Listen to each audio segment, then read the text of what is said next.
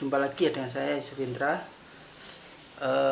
Kali ini saya sedikit tidak menyinggung banyak masalah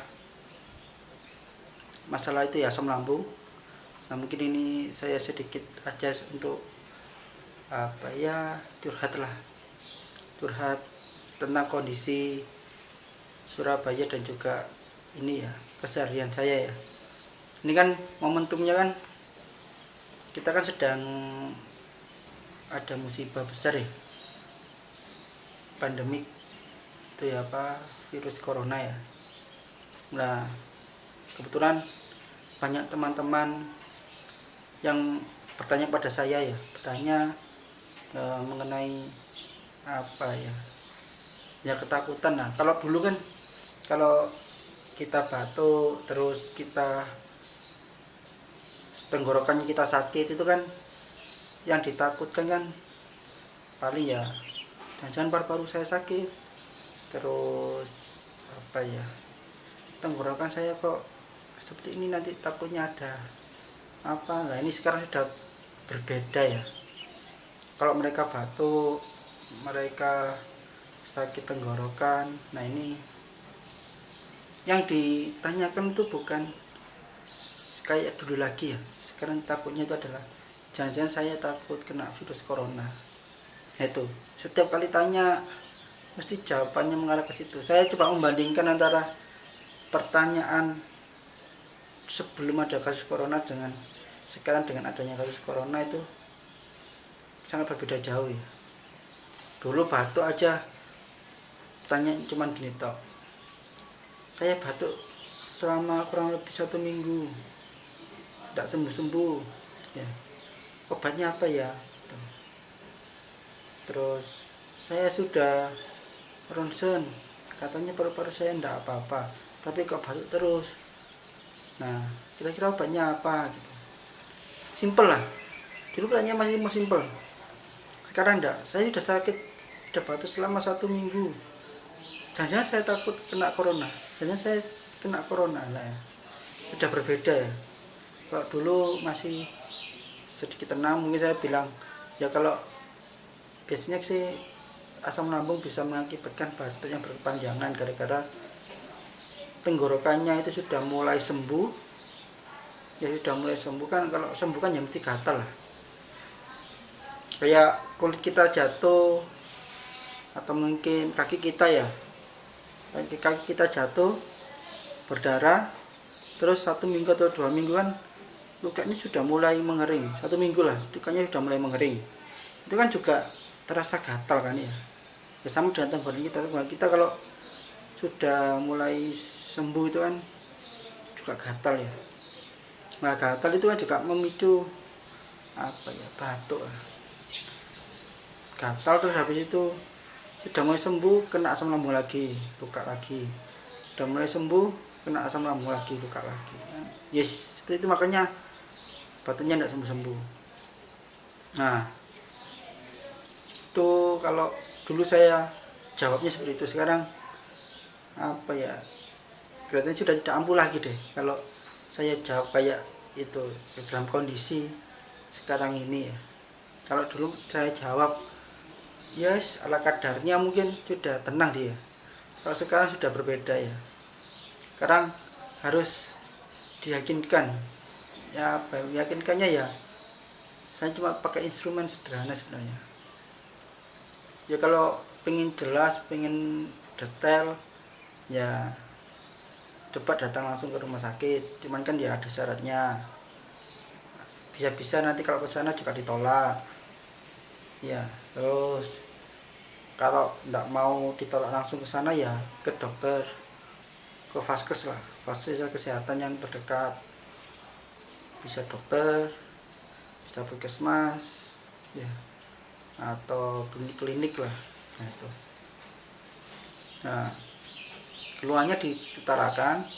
Tapi kalau anda bilangnya itu langsung menganalisanya sebagai corona, nah biasanya ditanya seperti ini, di daerah ada yang terjangkit sakit corona, yang pertama, yang kedua pernah berpergian ke luar negeri, dan yang ketiga mungkin apa ya, ya pernah bersentuhan atau berhubungan lah dengan penderita gitu. Kalau enggak ya Anda hanya dikasih apa ya, disimpulkan sebagai batuk biasa lah, bukan mengarah ke situ. Nah, apakah itu tadi itu sudah masuk kriteria? Nah, kalau belum masuk kriteria ya kemungkinan terkena juga sangat kecil ya.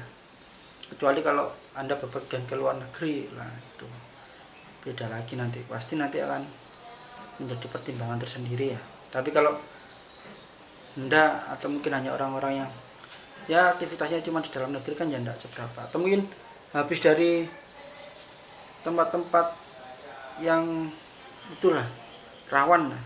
Kalau di Indonesia kan sekarang sudah banyak ya, di Surabaya salah satunya, yang paling besar kan di Jakarta ya. Nah itu ya, kalau dari sana ya nanti bisa berbeda lagi juga ya. Tapi kalau cuma di daerah pelosok-pelosok, di daerah apa ya, pinggiran ya enggak perlu khawatir gitu. Nah itu perkembangan sekarang ini ya, di Surabaya itu berapa ya, lupa saya kasusnya cuman yang meninggal cuman baru satu loh, tapi hebohnya sudah besar ya, sudah besar. Saya kurang tahu ya, ini masalahnya itu benar-benar segenting itu atau hanya efek dari media ya. Cuman kalau lihat apa persentase kesembuhannya kok juga sangat tinggi loh. Kalau di Indonesia, kalau di se-Indonesia ya jelas lah besar lah. Cuman kan perbandingannya se-Indonesia itu jumlahnya berapa ratus juta jiwa lah. Yang sakit cuman berapa ya? Kan nggak ada sepersepuluhnya ya. Sehingga kalau menurut saya apa ya, kita cukup menjaga kesehatan ya, termasuk sistem imun kita jaga ya. Kalau teman-teman yang masih merasa sakit di lambungnya, nah ini harus segera diobati ya. Soalnya kan kalau lambung atau pencernaan kita masih bermasalah kan juga sulit lah kita menyerap sari-sari makanan ya, terutama untuk menjaga sistem imun kita.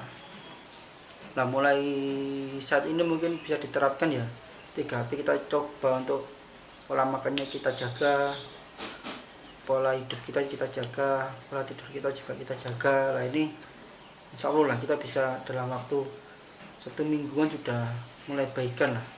Ketika sudah mulai baikan, nah kita itu bisa menyerap lah. Ketika kita makan apapun yang mengandung protein, vitamin, mineral, itu bisa kita kelola dengan maksimal sehingga bisa sesuai dengan kebutuhan tubuh kita, sesuai dengan imun kita lah. Imun kita bisa terjaga. Nah itu ya, jadi apa ya, syarat utama untuk sehat itu adalah pencernaan kita juga harus sehat ya. Nah makanya kalau teman-teman masih agak kurang enakan di perutnya ya segera disehatkan ya. Caranya ya gitu ya, kita terapkan 3P itu tadi. Terus pikiran kita juga kita jaga ya, jangan terlalu takut. Bagi teman-teman yang masih anxiety-nya masih tinggi, maka saran saya untuk apa ya, banyak-banyak mendekatkan diri dengan Tuhan. Salah satu faktor paling utama, salah satu faktor paling apa ya, mendasar untuk kesembuhan anxiety kita itu hanyalah kita pasrah kepada Tuhan. Dengan cara kita ikhlas, kita sabar ya, kita menerima keadaan itu, maka kita tuh bisa lah menenangkan diri kita. Nah saya dulu itu juga apa ya pernah ada teman yang bilang pada waktu bantu gempa di mana itu, Ambon atau mana itu, lupa saya, yang barusan ya, itu kan dia itu datang ke sana itu kan ya jelas kan ya, bahwasanya kalau daerah gempa, daerah bencana itu kan juga membuat siapapun itu mesti takut ya, tidur aja takut, jangan-jangan kalau tidur nanti ada gempa ya, ada guncangan, tiba-tiba tanahnya bergerak, tanahnya menjadi air lah kan. Ketakutan seperti itu kan juga sangat besar ya. Nah, tapi kalau kita tidak tidur, kita juga bisa terancam nyawanya. Istirahat kurang kan juga berpengaruh ya terhadap kesehatan kita. Kelelahan itu juga bisa menjadi salah satu faktor kematian ya.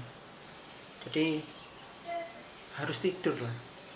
Nah dia pada waktu itu kan juga ketakutan ya, takut, terus gelisah, mau tidur tidak bisa tidur, takut gini, memejamkan mata juga nanti jangan-jangan gini. Nah maka ya apa ya, dia bisa tidur padahal itu adalah suatu keharusan ya, tidur itu.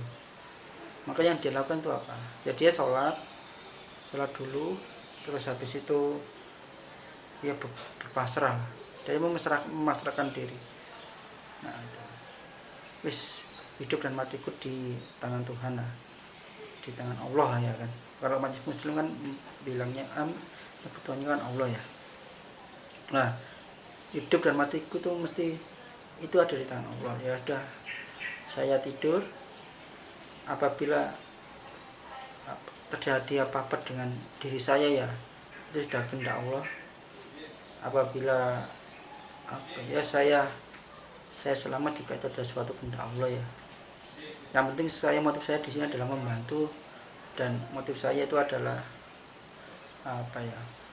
ya berfatah bikul khairat ya, berlomba dalam kebaikan ya. Jadi dengan cara seperti itu, dengan cara dia menyandarkan diri kepada Tuhan, pasrah, sabar, ikhlas, itu membuat dia itu bisa tenang. Pikirannya takut yang sangat ekstrim ya, ketakutan yang sangat besar itu bisa hilang lah, bisa hilang dengan cara apa ya, kita berpasrah diri. Nah dengan cara berpasrah diri itulah dia bisa tidur. Endingnya seluruh kegiatan dia untuk membantu korban bencana alam ya, itu berjalan dengan lancar dan semuanya sukses lah. Nah, jadi seperti itu ya, salah satu cara paling efektif ketika kita sedang takut ya, itu adalah dengan cara kita berpasrah diri ya. Jadi itu ya tipsnya untuk teman-teman yang masih anxiety masih tinggi, cobalah kita berpasrah diri kepada Tuhan, banyak-banyak membaca ya kalau umat Islam ya baca Al-Quran, kalau umat lain muslim ya bisa kitab sucinya sendiri-sendiri ya, kita baca kitab suci kita masing-masing, kita dengarkan ceramah agama kita dengan kepercayaan masing-masing. Nah ini bisa membantu kita untuk menenangkan. Nah, tidak ada ilmu psikologi yang hebat selain ilmu ketuhanan. Yang bisa membuat diri kita tenang itu hanyalah satu ya, yaitu ilmu ketuhanan. Tidak ada ilmu psikologi manapun yang tidak berdasarkan pada Tuhan itu yang bisa menyembuhkan ketidaktenangan kita. Ya kan, secara harfiah kalau saya memahami manusia itu kan, kenapa manusia itu bisa membutuhkan Tuhan ya, soalnya kan yes, wajarnya memang segala sesuatu yang ada di dunia ini itu lebih kuat daripada manusia loh, ya sebagai titik butir lah, pasir kecil itu aja bisa lebih kecil manusia daripada pasir itu tadi. Kalau dilihat dari alam semesta yang lebih tinggi lagi ya, galaksi dan lain sebagainya, itu kita mungkin kayak butiran pasir lah. Nah, tidak ada kekuatan yang yang besar. Itu kalau dari antariksa ya. Nah, kalau kita pahami di dalam kehidupan sehari-hari aja loh. Kalau manusia kena badai angin topan aja, dia potensi matinya juga sangat tinggi. Kena tsunami, potensi matinya juga tinggi. Kena virus, potensi matinya juga sangat tinggi. Ya, kena hama, tidak ada makanan, potensi matinya juga sangat tinggi. Bertemu dengan hewan buas, potensi matinya juga sangat tinggi. Banyak hal lah yang membuat manusia itu bisa berpotensi untuk mati. Ya. Manusia tidak punya kekuatan yang besar lah. Dia tidak bisa menjaga eksistensinya, dia tetap survive di dalam dunia ini. Makanya manusia itu lemah. Karena dia lemah, maka mestilah manusia itu membutuhkan sosok yang punya kekuatan supranatural, punya kekuatan ya yang maha dahsyat lah, sehingga membuat dia itu bisa tenang, bisa enjoy, maka dia bisa bersandar pada kekuatan tersebut. Apa itu? Ya macam-macam ya. Kalau animisme, dinamisme kan bisa pohon, bisa roh dan lain sebagainya. Kalau umat beragama kan ada Tuhan, ada dewa dan lain sebagainya lah. Nah, kalau muslim kan Tuhan ya, Allah ya. Nah, makanya tidak ada kekuatan apapun yang bisa menandingi membuat orang menjadi tenang tuh kalau bukan karena kekuatan supranatural. Siapa itu yang punya kekuatan supranatural? Itu adalah kalau di muslim ya Allah ya, Tuhan. Dia yang punya kekuatan supranatural, yang punya kehendak lebih, yang punya kekuasaan yang sangat dahsyat. Nah, kalau kita bersandar pada dia, maka hati kita tuh bisa tenang. Hanya itu ya solusi yang bisa membuat kita itu bisa keluar dari anxiety. Kita harus bersandar pada kekuatan yang sangat besar, yaitu Tuhan kita ya. Nah, itu ya, kalau kalian ke psikiater sekalipun ya, kalau konsep ketuhanan kalian itu tidak kuat ya, tidak kalian masih menganggap Tuhan itu suatu hal yang sangat jauh, atau mungkin ya sebatas tahulah itu aja ya, sangat sulit lah keluar dari anxiety. Dekatkan diri kita dengan Tuhan, dekatkan diri kita dengan agama ya, perbanyak beribadah ya. Kita mulai dari nol lagi memahami. Kalau muslim ya memahami 2 kalimat syahadat lah, itu sangat penting ya, 2 kalimat syahadat ya. Walaupun gampang diucapkan tapi maknanya sangat dalam ya. Kalau tahu itu mungkin nggak tahu ya, mungkin kalian bisa menangis-nangis lah kalau memahami artinya. Nah, masih memahami azan juga, kalau kalian tahu artinya mungkin juga kalian akan menangis lah. Apalagi kalau melihat kan sekarang kan banyak ya masjid yang adanya itu berubah ya, dari hayalah sholat menjadi sholatlah di rumah masing-masing ya. Itu kan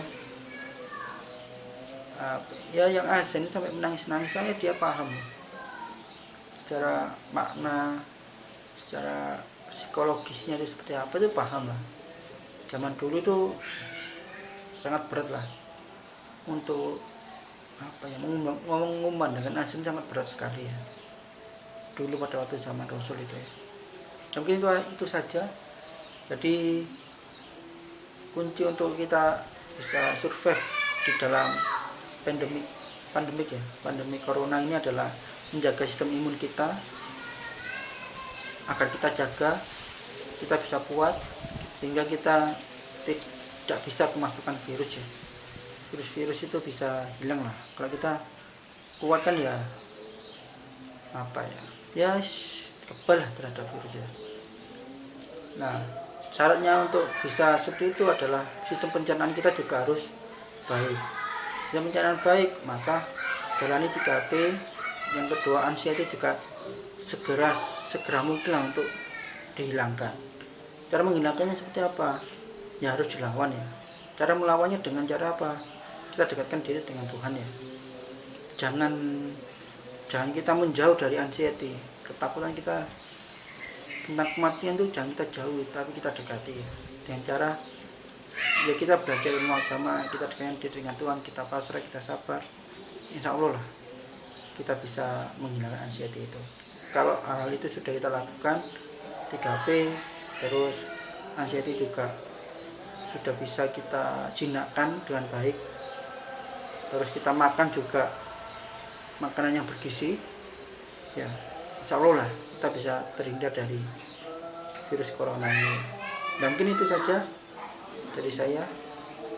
Semoga kita semua diberi kesehatan, diberi kenikmatan, dan juga kita bisa lindungi lah dari ancaman virus ini ya.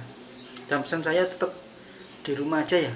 Kalau sedang ada seperti ini, jangan membuat gaduh, jangan coba-coba untuk berkelompok ya, bergerumbul, berdekatan, dan lain sebagainya lah, sehingga membuat makin ricuh ya, makin banyak yang tertular.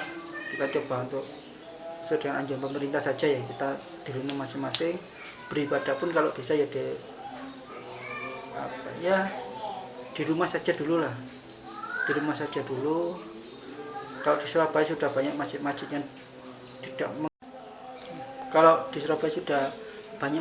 yang tidak ada aktivitas Jumatan ya, sudah ditunda ya. Nah, maka kita juga harus mensupportnya ya. Jangan sampai kita bergerombol ya di mana-mana ya. Mungkin itu saja dari saya. Kurang lebihnya mohon maaf. Semoga kita semua diberi kesehatan. Wassalamualaikum warahmatullahi wabarakatuh.